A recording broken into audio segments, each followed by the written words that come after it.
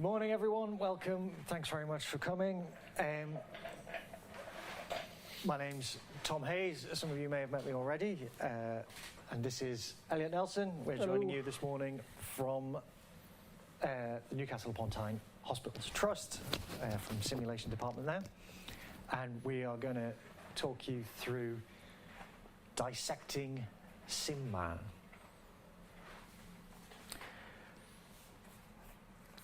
Just to get a bit of sense of the room, who carries out any maintenance with their mannequins, what's your confidence level?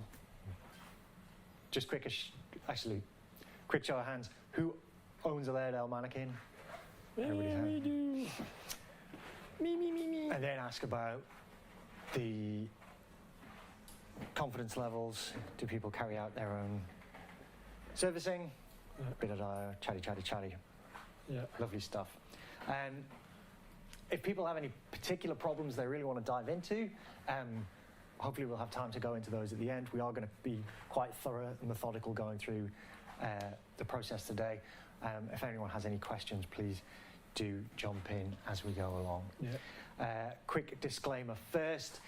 We will demonstrate some cost-effective repair and servicing solutions for older mannequins that are no longer covered by warranty or service agreement. We do not recommend that you attempt these techniques on newer mannequins still under warranty, as you will likely violate the terms of your warranty. We do not represent Laerdal Medical Limited, nor have they commissioned, endorsed or sponsored this session. Bit of electrical safety. Please ensure your mannequin is disconnected from the mains and powered off before carrying out any servicing. Electrical safety information for the mannequins are outlined in Laerdal's manuals, which you can download from the Laerdal website if you do not have them. Okay, so don't sue us. Okay, so our goals today, some objectives. We hope to demonstrate some common issues and repairs with the Laerdal SimMan family of mannequins.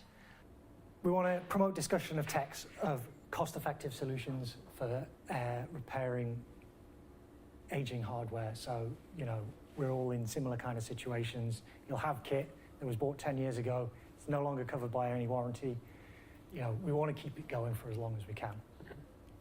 We want to maybe improve some confidence in actually maintaining and servicing this stuff yourself.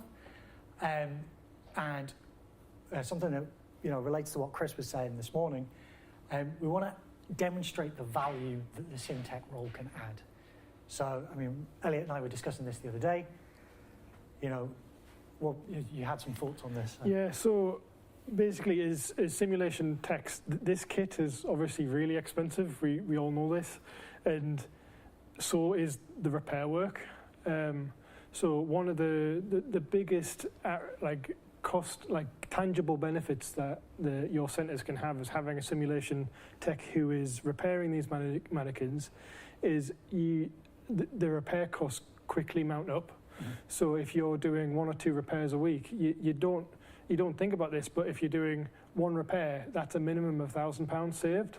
So over the course of a year, if you're repairing them or you're doing your own servicing, or you're doing stuff like that, you can really easily justify your whole salary in one go. We're focusing on the Laerdal mannequins, and you'll all had call-outs from Mark and coming out, but his time is incredibly expensive for your organisation. Mm-hmm. So if there's things that we can carry out in-house and the community can kind of guide you through that, then you're going to save a lot of money for your department. You're going to, prove some, tangible value for your role. And plus, it's not just the repair work itself; it's the assessment side. Mm-hmm. So you'll get a call-out fee. That call-out fee may be a couple of £100, couple of £1,000 even, but you don't get the repair for that. So one of the best things you can do is say, look, this is broken. I need this part. And just buy the part straight off the manufacturer, off your sales rep. Mm-hmm. It's sometimes they might not sell it to you, but you just say to them, they won't buy it. You can bend buttons. Yeah, you can. They won't buy it unless you just sell it to us, because we have competent people in house who can do these things. Mm-hmm. Yeah. Yeah, a couple of tools that we're going to need for today. We've already, this is all you need that we've got here. So it's a couple of snips, needle nose pliers, normal pliers. These are McGill's forceps, because the main reason we need these is because you will lose screws inside of him, and it's just part of the job. You will lose screws, and that's really good for cleaning airways. You can put canal wipes on the bottom of them, just clean up all the fake blood and stuff like that. Screwdrivers, set of insulated ones would be great, but these ones are just from Weira. These are quite expensive, but you don't have to be. You can get Parkside, middle Lidl sort of stuff will work completely fine. This is probably one of our most used pieces of kit. Hello. It's an iFixit toolkit. They're about £80, but they have everything that you need. So you've got every single type of screw, a screwdriver. They've got a multi-function bit to get around tight corners and stuff. Does anyone own one of these already? No. All your different types of tweezers, spudges, as for getting in all the nooks and crannies and prying things open. Say something's being plugged up. One and you'll find yourself You'll find uses for it. A couple of things that aren't here. PTFE lubricant. It looks a bit like WD-40, but it isn't. It's a silicone-based thing. It's not an anti-seize. It's an actual lubricant, so you use it for all of your brass parts inside of him, which we'll see.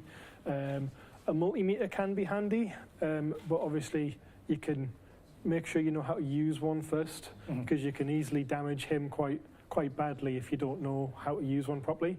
And a set of Allen keys. This set has one.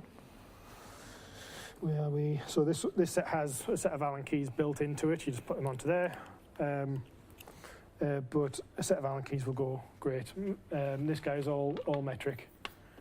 The other thing that's on there, so later on we might be talking about parts that you can replace easily yourself. So often this is tubing for the pneumatic lines and things.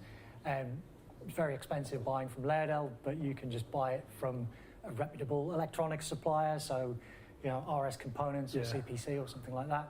But you need to measure the specific gauge of the tubing, but then you can replace it yourself, and you're not paying Laerdal's fees for specific parts.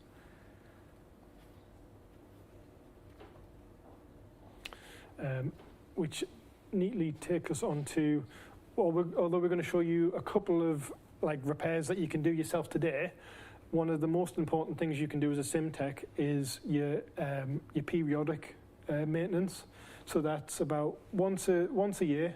We can give you this document.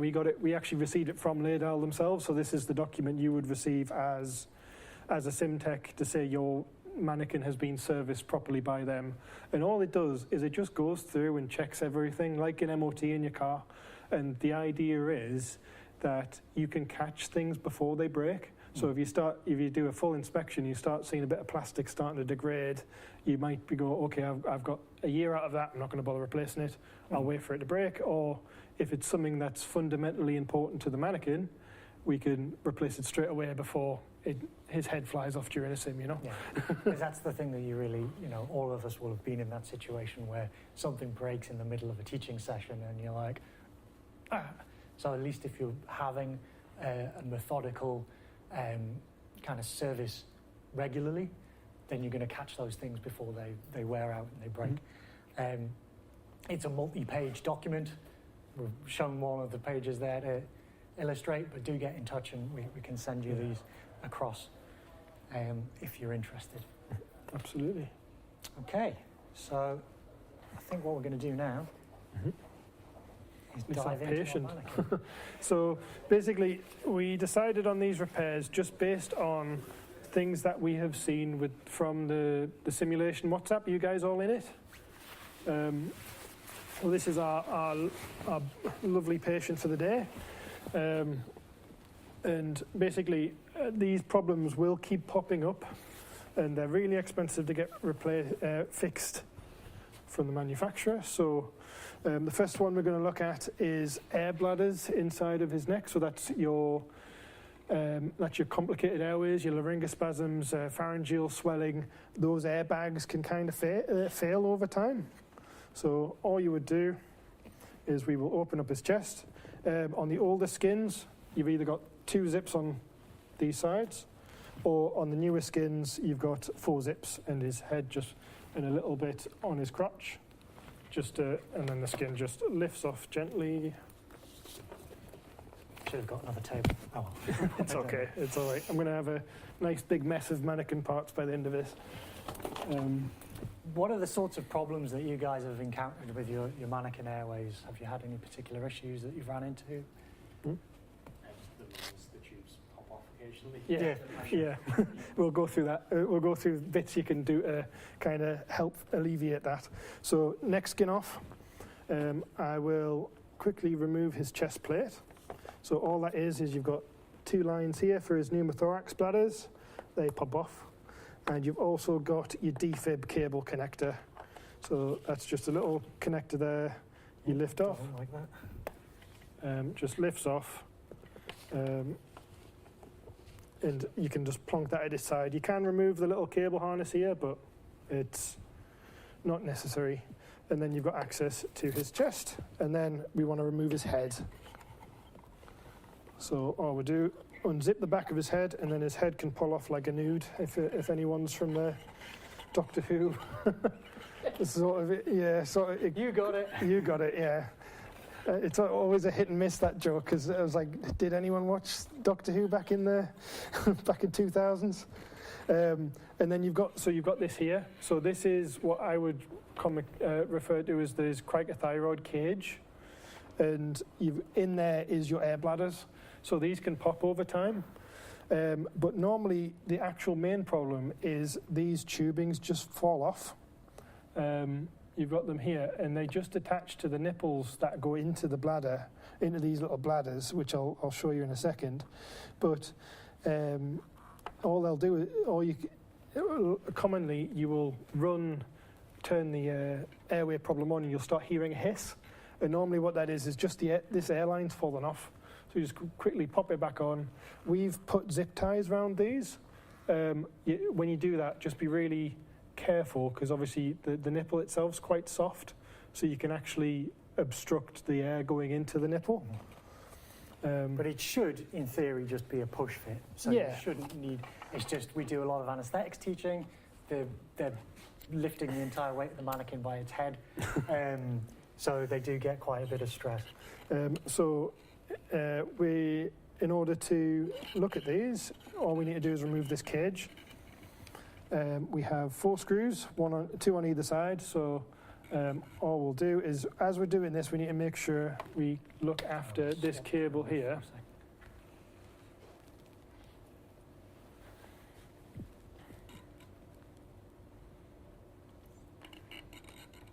Please keep talking. Okay, sorry.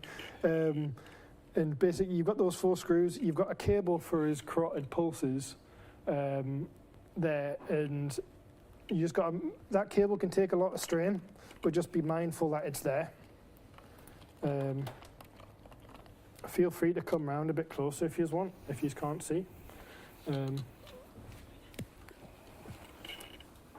It's the one. We weren't sure how many people were going to turn up. So. Yeah, but this is with this being quite intimate, it's actually fairly nice just to get everyone around.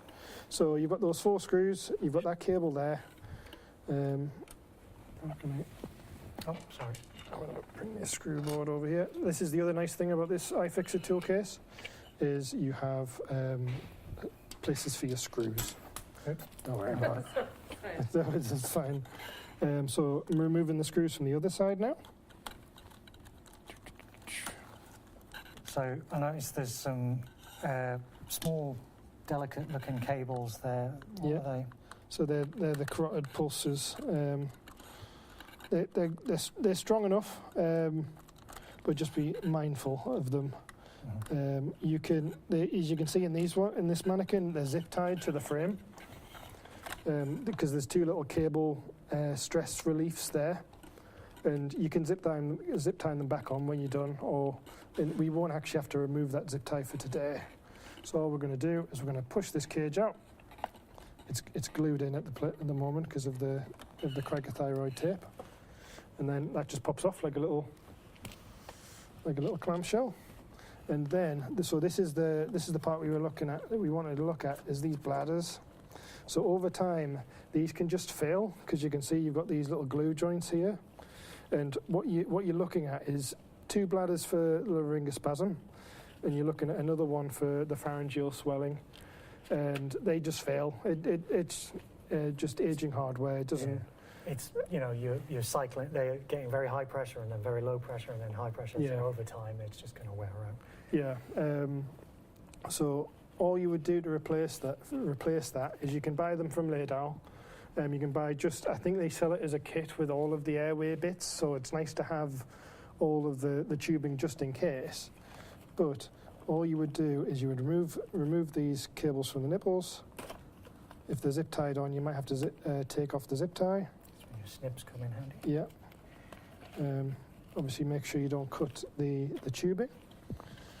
And then you should have left just this little, again, 2 more zip ties, snip, snip, and then that just lifts off. It opens out like basically a little sheet of paper, and all you would do to replace that is do exactly the opposite of what you've done. So one thing is, especially as if you're a little bit new to this, is take loads of photos as you go.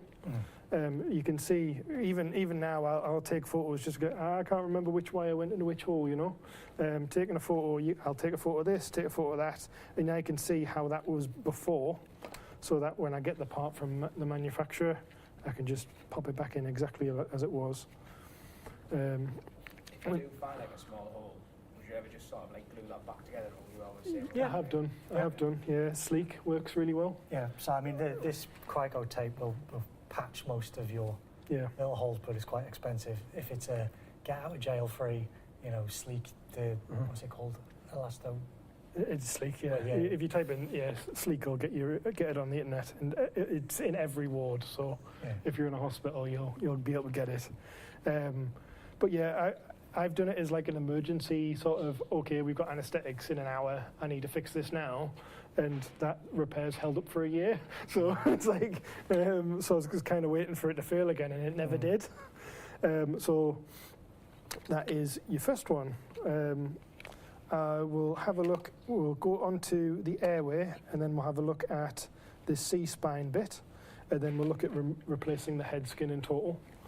So, yeah, as you were rightly saying earlier, one of the biggest problems that we get, although we tell people not to do this, is that the airway gets completely chock-a-block with fake blood and lubricant and all sorts, and it starts gumming up all of these bits. Especially like the esophagus and stuff. But all of these parts are super cleanable. So all you would do if you ever wanted to say, because all you would have to do is just snip the zip tie off, give it a flush through of water, get all the gunk out, give it a flush through with isopropyl alcohol, and then plug it back together once it's dry. Nice thing about flushing stuff through with isopropyl alcohol is you're getting rid of all your bacteria and stuff. You're not getting any mould build up in all these old pipes, I don't know if any of you have dismantled the SimMan where it's had, you're nodding, where it's had stuff building up over a number of months, years. It can, there's some unpleasant residues that end up in there. Yeah, and it can cause chest infections and stuff like that. So if you don't want to do that. Yeah, if you do experience a mannequin that has that sort of thing, wear gloves, wear your mask.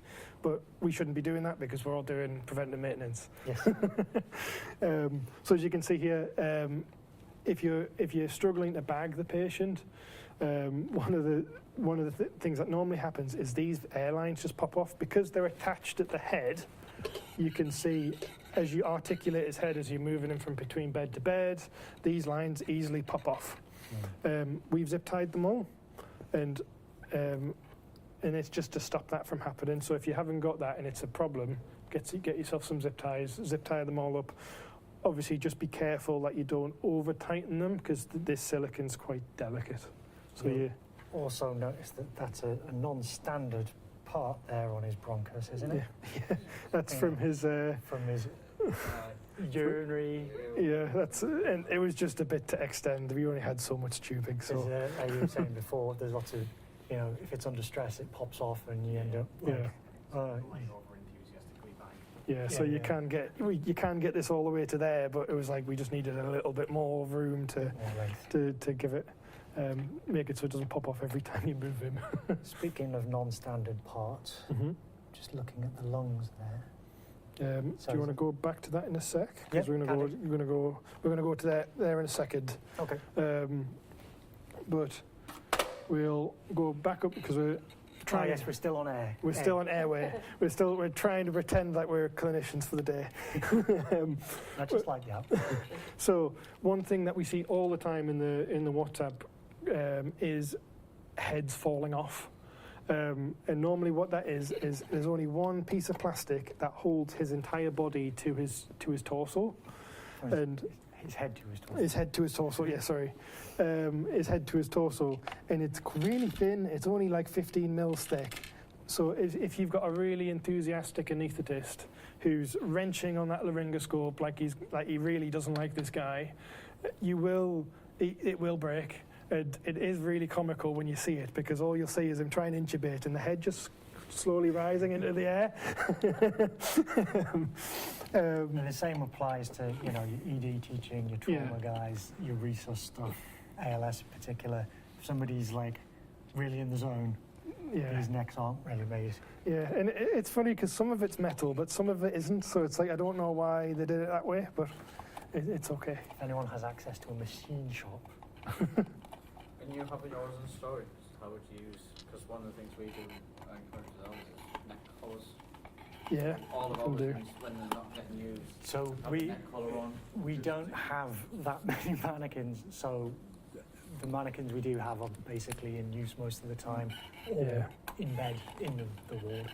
Yeah. So they're not being stacked. I know some centres have got like mortuary stacking Yeah.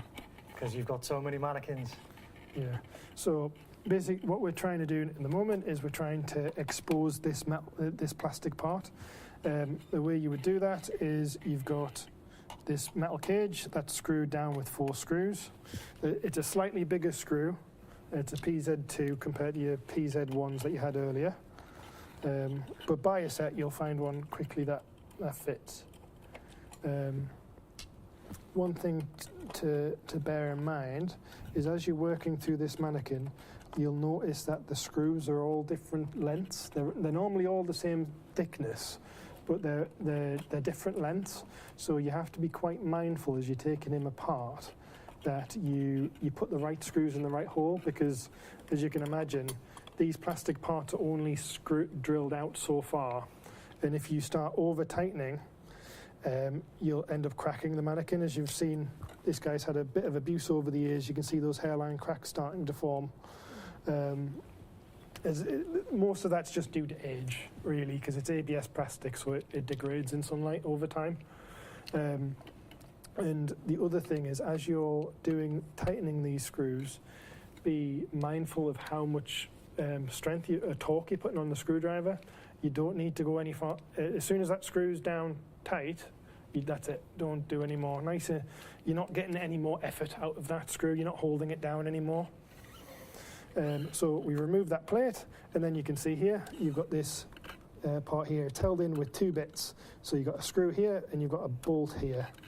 That is held in by a nut. And this is where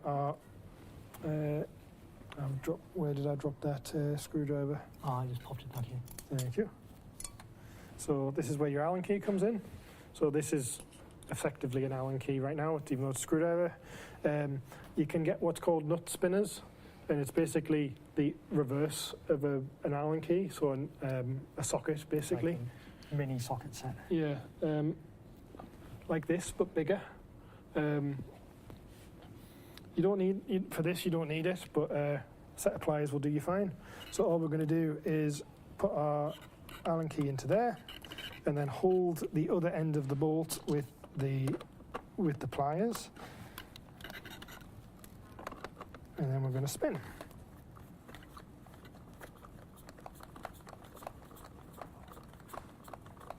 then spins for so long, then it pulls out. And now his head's unattached from his body. Oops, I got it. That's fine. That's why we have McGills for when that happens, but it goes into there. Then we get the other screwdriver back out. And this part opens into two. So this might be the wrong size screw. No, it isn't. So we unscrew this bit.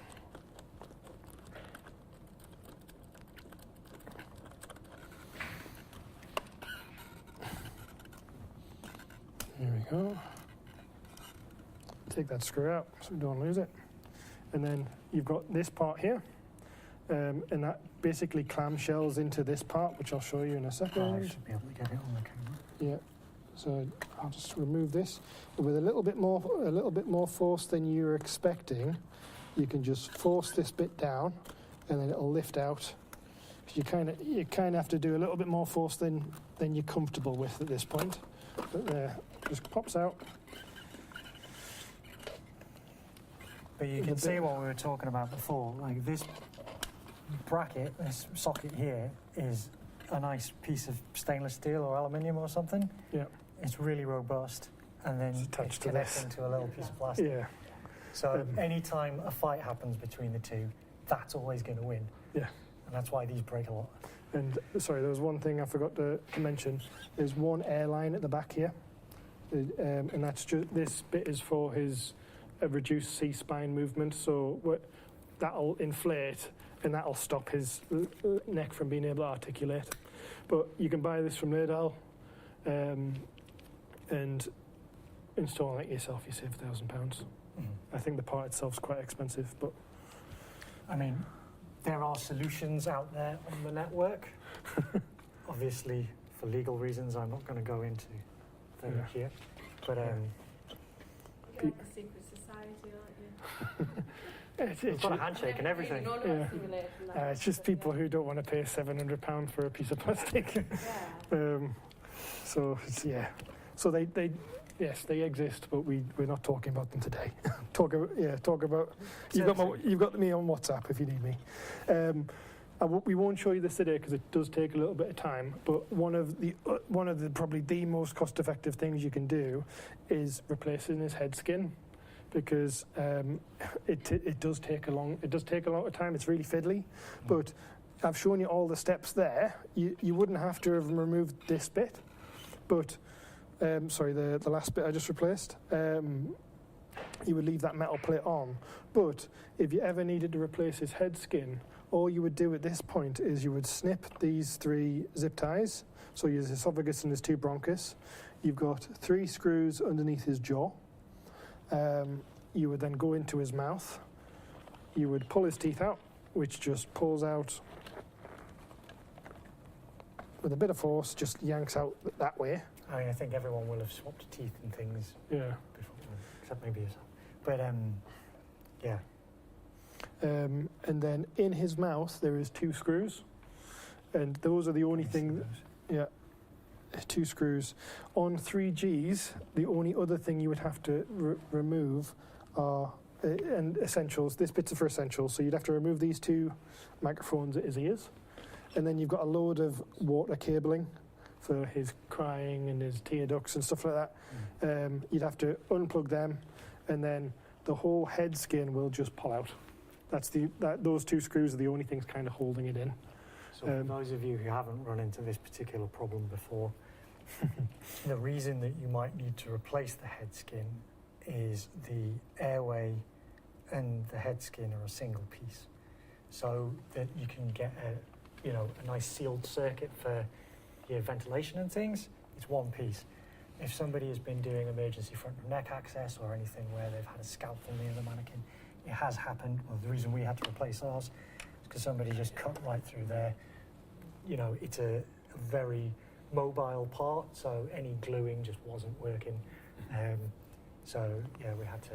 Yeah, and sometimes replacement head. You can find that even though you've checked all these connections are good, there's little gaps that can form around here where the glue just fails over time, whereas bronchus, what would be his larynx, and round here and stuff, like little gaps can start forming, and then the anaesthetic machine gets angry at you for leaks and stuff. These type of gaps, though, they should be, I don't know, have They you last a tried long gluing time. them? Yeah. Because they're a part that's designed to be glued, so it's easier Yeah. if it's a... Silicon, if you get a load of silicon over it, you could Yeah. fix them as a temporary sort of thing, because Um, the airways themselves are quite expensive. Yeah. Somebody at another centre, I think, was suggesting like a bicycle puncture repair kit can Yeah. like get you out of a tight spot if needs be. Particularly, like you can see here on the screen, just these little joints here. If that starts to get air in it a bit, some sort of solvent-based glue will seal that up nicely. Awesome. Okay. So, Any questions about airway? as we're going on, feel free to kind of interject and just say if there's anything that you want to see more of, or if you're like, okay, I've shown you this, but if there's any, like, if you see something else you'd like to replace, feel free to kind of jump in. The next one, because we're on to breathing now, because we're clinicians for the day. So, two things that seize up with breathing.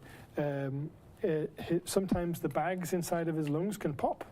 Tom's just removing his CPR spring; it just pops out. So the lungs can pop. Again, over aggressive anaesthetists or whatever, respiratory physios using cough machines, stuff like that. He doesn't breathe like a normal person. He has 2 airbags in him, and so they only simulate breathing, or being bagged. It's air going in and out of them. All of his chest rise is done by these 2 little bladders here. So when the clinicians are breathing for him, for either a ventilator or a bag, you've got these 2 airbags that inflate, and as this paddle flaps up and down, the machine registers that someone is breathing for him. Just a quick note on the chest rise bags. I mean, these are quite small. Again, this is something that can fail over time. Yeah. And I don't know if any of you have had problems with these before. Yeah. Again, it's just another push fit connector. You can get replacement ones from Laerdal relatively inexpensively. And you can just We're back on repair there. that yourself. They do often replace those, and Mark replaces them on the ones that are in warranty, and then Yeah. Yeah. Yeah, that's a standard. Yeah. got loads of Here's spares. some Leave the spares. bags. Yeah. Yeah. But, it's something you can think about in your maintenance schedule, just like, oh yeah, these ones are getting on a bit, let's swap them out. Yeah. The tubing's too short and the end will just coming off Mhm. and Yeah.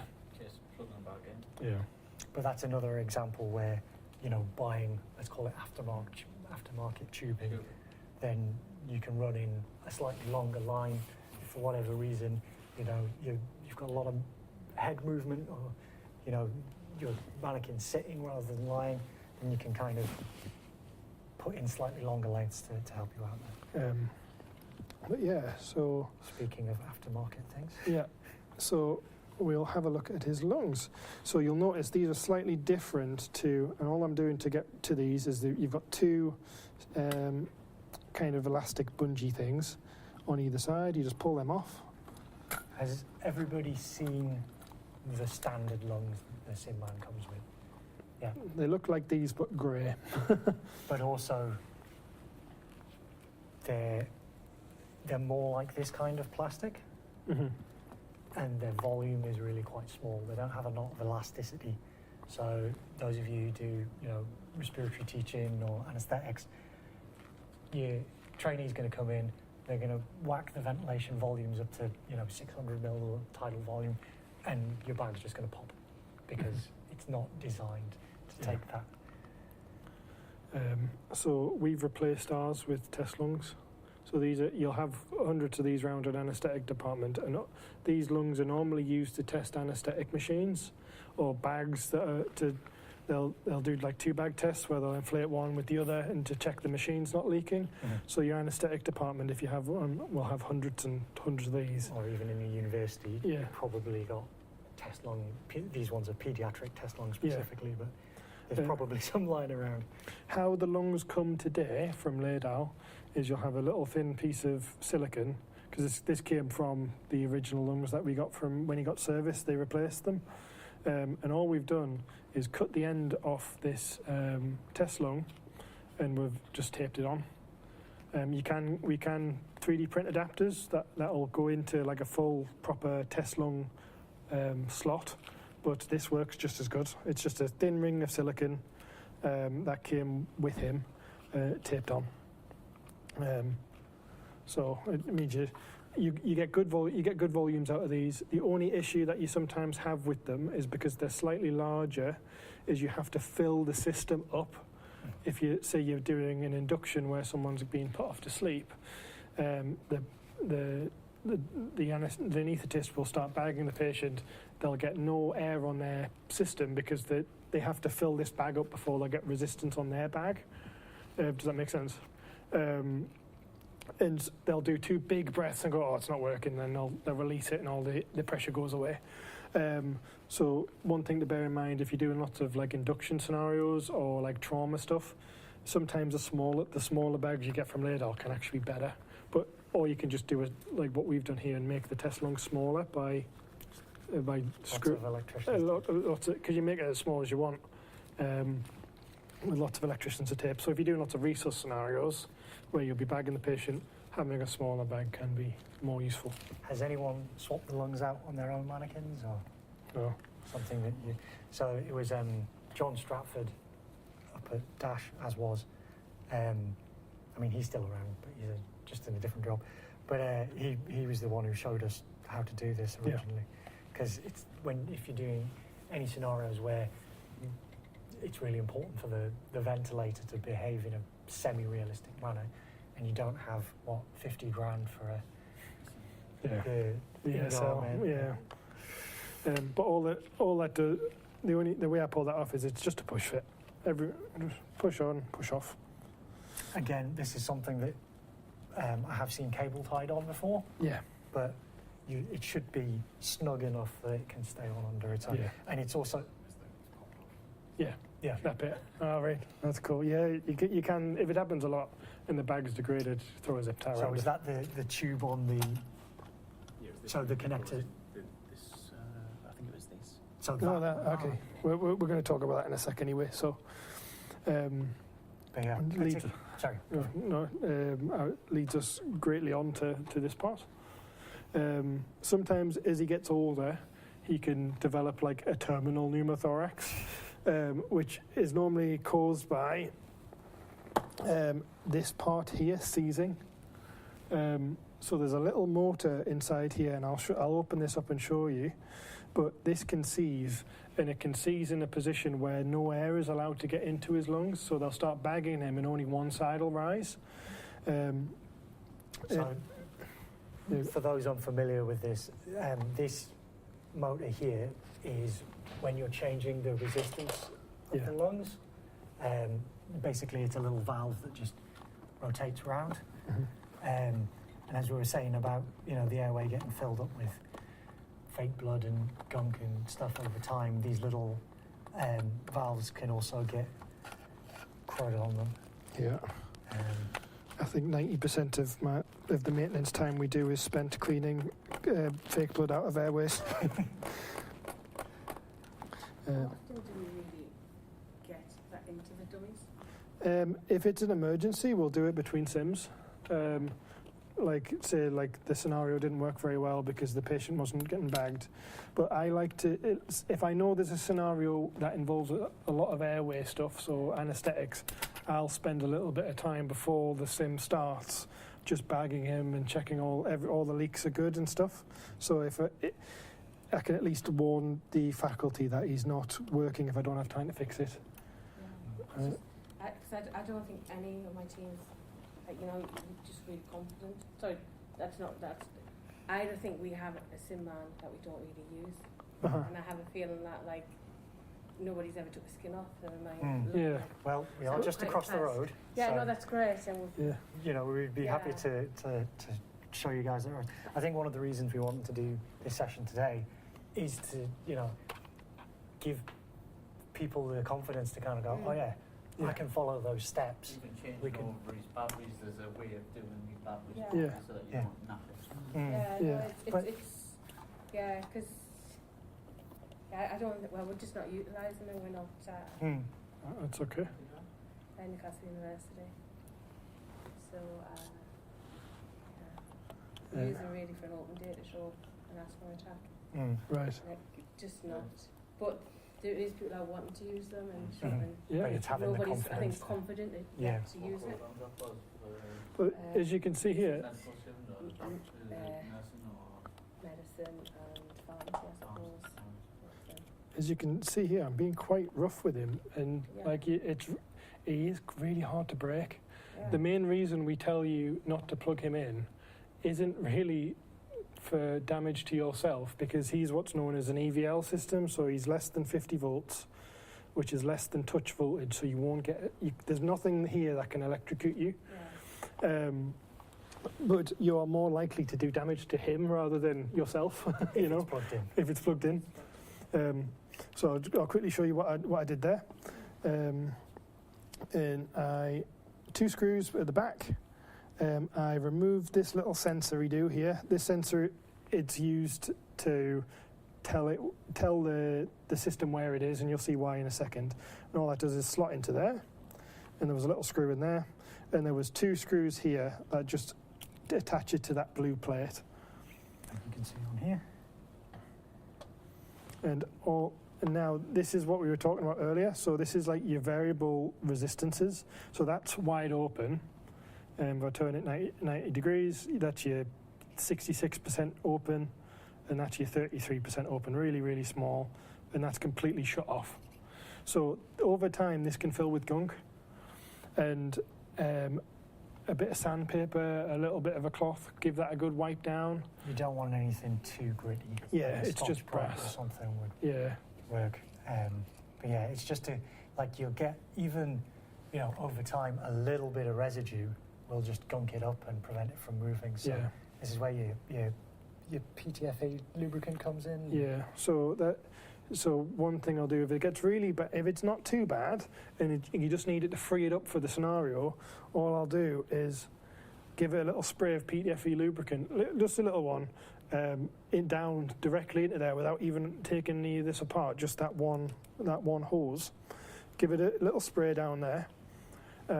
Turn it round, like turn it to 100%, turn it back, work a little bit more in, and normally that 99% of the time that's good enough to make it go. However, obviously at that point you're kind of aware that you might need to investigate a bit further if it's starting to stick, but that'll get you out of a jam basically. And that's all we'll do. We'll give it a clean. If you've got a Dremel, for example, the Dremels come with like really soft sanding discs, like 2000 grit sanding polishing wheels basically. If any of you use a Car Fanatics, just give it a little polish. It's only brass, so like Tom was saying, be really gentle with it. It's not like a good strong steel or anything. But also, if you're using a heavy grit, you might end up with grit back in the thing that you're trying to avoid. Yeah. But yeah, that's it. That's that's all of his airway stuff. Breathing. Yeah. Yeah, breathing. We'll show you one quick thing with circulation, but it's not like these parts very rarely break, but this can kind of go to any electronic parts on him. All of the parts, electrical parts on him are keyed. So what that means is you can't put them in the wrong way. And so you'll see here, this is a pulse module, and all you'll have to do to remove that is pull it. Most of them, and these are just little fan pin header connectors. You can, again, buy these from Laerdal if your pulses stop working, and they just slot into there. You can't put them in the wrong way because of these 2 little tabs. And that is basically all of the connectors around him. So if you ever have to replace one, say he needs a new chest because some of his speakers aren't working, you just buy the chest from Laerdal. You can pop that little pin out, and it'll pull straight out. Awesome, I'll put that back in. The last one of the day is his eyes. Yes. We're good. We've got 10 minutes left. Brilliant. So almost Does bang on anyone time. have any other questions about the airway kind of system? Anything else that comes to mind, Woodbus, before we do on the last one? Any problems you've run into? Yeah. No? Okay. No. Eyes. Eyes. So the other problem that we see all the time is him having like a permanent stroke. Like one of his eyes will just kind of be stuck all the way down. And normally it's caused by two things. It's residue on his eyelid or his eyelid popping off slightly. So one thing you can do, again, if you're just in a bind and you need this fixed before your sim starts, is get some isopropyl alcohol, get on a cloth and just rub that right the way into his eyes and see if that frees it up. If that doesn't work, give the sides of his temples a quick squeeze. You'll see why in a second. But give his sides of his temples a quick squeeze. This normally happens if you're using like masks or anything, like you saw the masks that the guys had outside. They can squish his face right down with the extra weight, and it puts a lot of pressure on his eyelids. So giving his temples a squeeze and his nose a pull relieves that stress, and you might find that's good enough. But if that doesn't work, you're going to have to look actually into his eyes. And the way you do that is we've seen how to remove his head skin, and now we'll go a little bit further, and there's nothing holding it in, but all you do is you just give it a gentle pull. You can see there that you've got two plastic bits that slide into these little slots here on the back of his eyelids. The other side in a second. Yeah, I'll show you there. So you've got these two little slots here that these plastic bits interface with. And once they've pulled out, it's just friction fit, there's nothing holding them in. You would then pull his skin forward. And you can kind of see what I was talking about, how the neck skin and the head skin are one thing. That's the start of his nasal airway. But so when you're here, normally what causes the permanent stroke I was on about is this little trunnion here, it pops off a little bit. And I'll show you how when I take his eyelids out. But if you're in this position and the temple squeeze didn't work, you might be able to just get your fingers in there if you've got small fingers like I don't. Squeeze them back in and you might find it starts working again. If you're in a position where he's not blinking at all, because of his safety systems, he will try and blink for around 30 seconds. And if he fails to blink for that amount of time, he just stops. He'll never start again, no matter what you do, until you turn him fully off, turn him fully back on again. So if you do all these fixes and he's still not blinking, turn him off, turn him back on again. If that didn't work, if all of your squeezing, all that didn't work, there is two screws. One at the top of his eye and one at the bottom of his eye.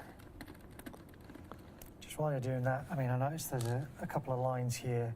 Yeah. These are fairly well secured in, so Yeah. when you're taking the skin off, you don't need to. These are worry proper too glued much. in. Yeah, they're But glued in. They're never coming Obviously out. don't like rip it. And Yeah. Throw it. Yeah, they are never coming out ever without ripping them. So his eyelids, they come as a full module, and I've just dropped the screw there. Again, McGill's work wonders at this point. You can see. Yes, doctor. There we go. You can see why he gowned up for this. Yeah. It's just like There's a bit of theatrics, yeah. So that will pull out, and then you've got this ribbon connector here. All you do is it comes out with friction. It's keyed, so you can't put it in the wrong way. And it just pulls out with a bit of force. Not too much force that you're uncomfortable. It's just nice, gentle. Nice. If it's not coming out, then there's something wrong. And then when you get to this point, you're going to have to remove one more bit and be really gentle with this because this plastic's so delicate. I'll just get a better screwdriver. And you've got these 4 screws here. And all you would do is unscrew those bits. There we go. My ODP here, my scrub nurse. Thank you.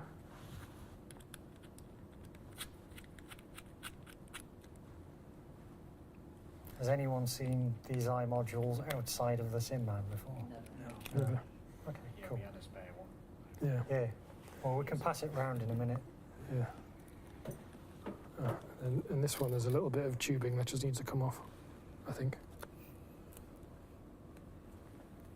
I've never seen this tubing before. we rehearsed this on a different mannequin, but then if it does have that tubing, just pull it off, and then that comes out. Sometimes there's a little white plastic spacer in there. Don't worry about it.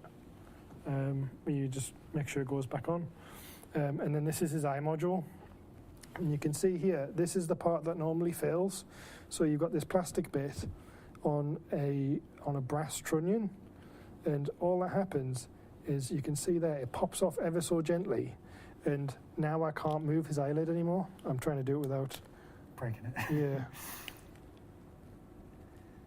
Intentionally. There. So what happens is that pops off ever so gently, and now this won't move because his eyelid becomes more convex, or concave on the other. It presses against his eyelid, and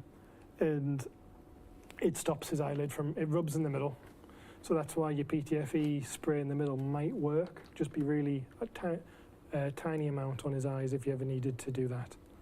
But all you would do, if that was the situation, normally pops off even less than this, and it's enough to cause that to stop working. Particularly when there's the pressure of the mask and Yeah. the skin and stuff. So all you would do is once you've gotten it off, is you would pop that back on there, give that a good squeeze, and now you can see nice and easy movement. Doing this also is quite good because you get to see all of the gunk that's developing around his eye. So let's say you're doing a lot of liver failure scenarios where you're showing jaundice. One of the things the clinicians love to see is those yellowed eyeballs, because those are the kind of the first things to yellow. So you can see here, we've got a little bit left of just as the bristles, as you've painted his eyelids, have gone a little bit deeper than you were expecting. So just a little bit of isopropyl alcohol, give it a rub, and that's him good to go. Put it back in. Come on, pass the eye module Yeah, around. have a look around. Have a look around, yeah. That's basically us, isn't it? Yeah. Is there anything that anyone has encountered that they would like to look at, or questions about other mannequin functions that could they service them themselves, or? I think for anyone who's not, if you're not using it as much and you're thinking about using them more and stuff, like the big issue I came across with ours was they're using the IV like arms. Yep. Pushing fluids through, so it should only be sterile water that goes through. But people have over the time have used stuff that's more corrosive, especially in the older model. There is electronics that operate things like his seizure and his pulsing in his arm. Now, the design of it's not the best because it's right above where the circuitry is, so if they leak, that's it. That's just happened to our mannequin. Yeah. He's getting fixed for that reason. Well, it's a £7 fix if you need a new IV arm. Yeah, our stages just stopped working because of the water damage in them. Yeah. So I guess that's one that with a regular servicing, regular maintenance, you would keep an eye out on where the leaks are, and maybe if you're doing a lot of IV stuff, look at the tubing and maybe beef it up a bit, put something in that's a bit Waterproof it as much as you can. Yeah. One thing we've got a load of mileage out of is not using the cannulation arm. We don't. It's funny. I've only been in the position for a year, so maybe before I was there. Yeah, that's always the one. Yeah. I don't We've use used it. it like twice. These versions of these mannequins are 10, 11-year-old now. Yeah. So at some point someone will have done something with it.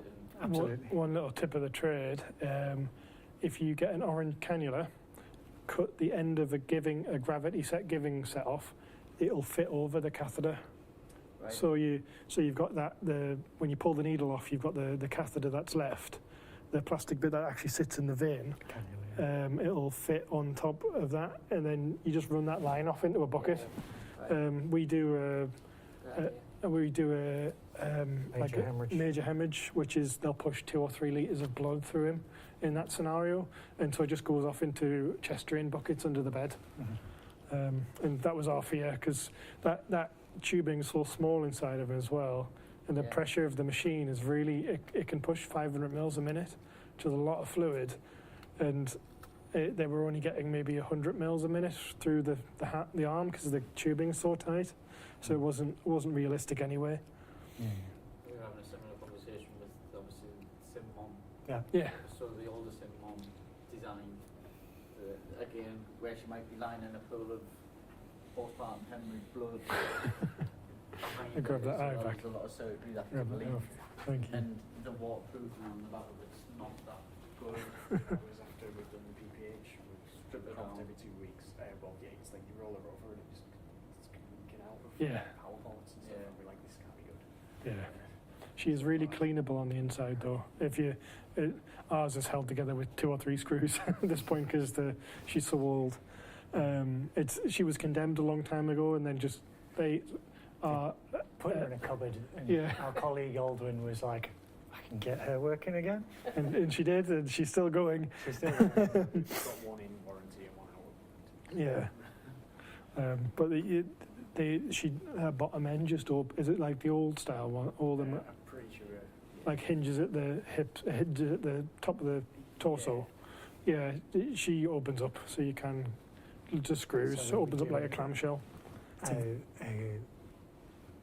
big PPH scenario where they went into a full hysterectomy and things, and they wanted 6 litres of blood for the hemorrhage, and the mannequin itself just doesn't hold that volume, so it had like basically a bucket with all the blood in, a fish tank pump, and a line running through to the middle of the mannequin. But then afterwards, it worked really well. They were like, "Oh yeah, this is a good hemorrhage," and we got because they were actually going as far as like measuring the towels to see like the volume that was being lost. But we were just finding fake blood in every single little part. Everywhere. Every bed that she sat in, and We've just changed to a clean sheet. yeah, and she leaks.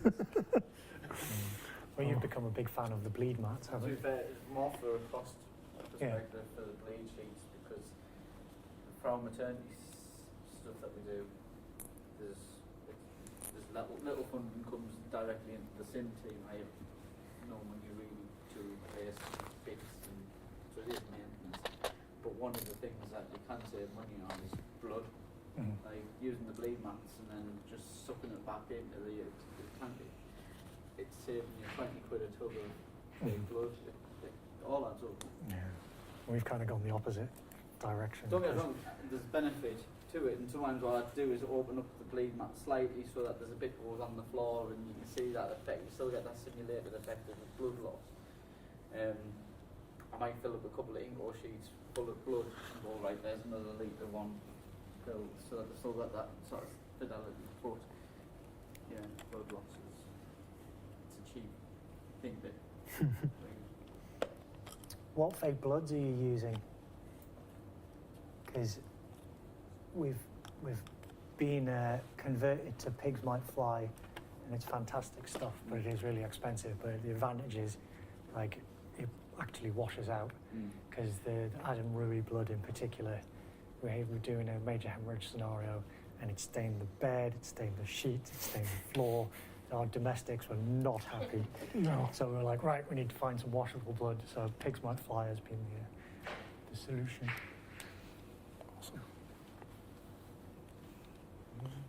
Well, I think that's us. And if you want to stick around to see me for the next probably half an hour, Put it together. yeah. So we're doing the next bit in here, just so you know. Oh, are we? Which next bit? Everyone's coming I don't in. know, whatever the sentence is. The one's going to go over to the other room, but the sentence is going to be All right. Oh, that's fine. I'll say. Yeah. So what you put it back? I was going to say, yeah, there's a nice little show for everyone. But there was a final slide just with our contact details and things. Yeah, So, So if it breaks Thanks very something. much. yeah. I'm not a syntech, I'm a member of faculty, but I've never seen but no, it. thank you very much for listening. No, And no, you're very welcome. I hope that was of some. More confident now, Joe, if it breaks? Well, if there's anything that you want to tackle yourself, feel free to give us an email. Yeah, absolutely.